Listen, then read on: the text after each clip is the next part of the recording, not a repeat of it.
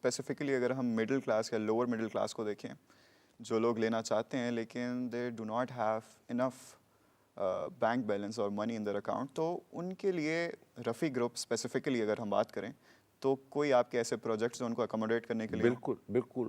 اب جو ہم نے لاہور والا پروجیکٹ کیا ہوا ہے ان کے لیے کیا ہوا ہے. کیسے کیا ہوا ہے کہ ایک تو پرائسز بہت لو رکھی ہیں، پھر پیبل لینڈ پرائسز پیبل ان 4 ایئرس اور 3.5 ایئرس، تو چھوٹی انسٹالمنٹس ہو جاتی ہیں، ہزاروں میں آ جاتی ہے انسٹالمنٹ، اور اس کے بعد سال 1.5 سال ڈیولپمنٹ چارجز.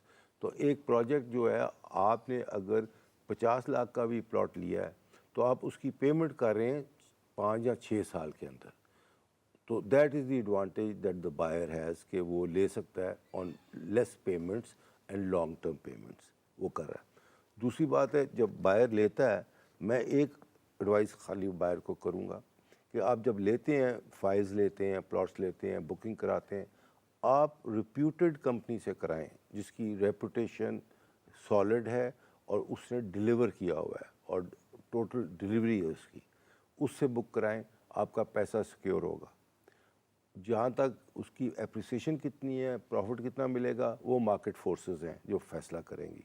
مگر آج اگر آپ بک کرتے ہیں، ایک 5 مرلے کا پلاٹ کرتے ہیں، اس کی پیمنٹ آپ نے 5 سال میں یا 6 سال میں کرنی ہے، تو بلیو کرو وہ 5 مرلے کا پلاٹ 3 یا 4 گنا اس کی پرائس بڑھ چکی ہوگی 5-6 سال بعد انفلیشن کی وجہ سے، اور آپ پیمنٹ اس کی انسٹالمنٹس میں کر رہے ہیں، 6 سال میں اس کی ویلیو بڑی ہوگی.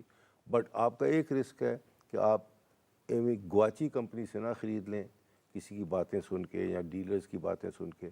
آپ لیں جس کمپنی کی ریپوٹیشن ہے اور آپ کو پتہ ہے کہ مجھے یہ پروجیکٹ ملے گا، یہ پلاٹ اپنا ملے گا اور یہ پروجیکٹ کمپلیٹ ہوگا. ویل ریپیوٹیڈ کمپنی سے لیں اور اپنی پوری ڈیو ڈیلیجنس کر کے لیں.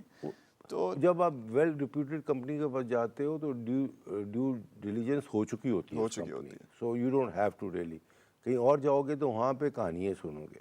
تو میرا یہ ہے کہ آپ ریپیوٹیڈ کمپنی سے خریدیں، یو ول بی سیکیور کہ آپ کا کیپٹل سیکیور ہے.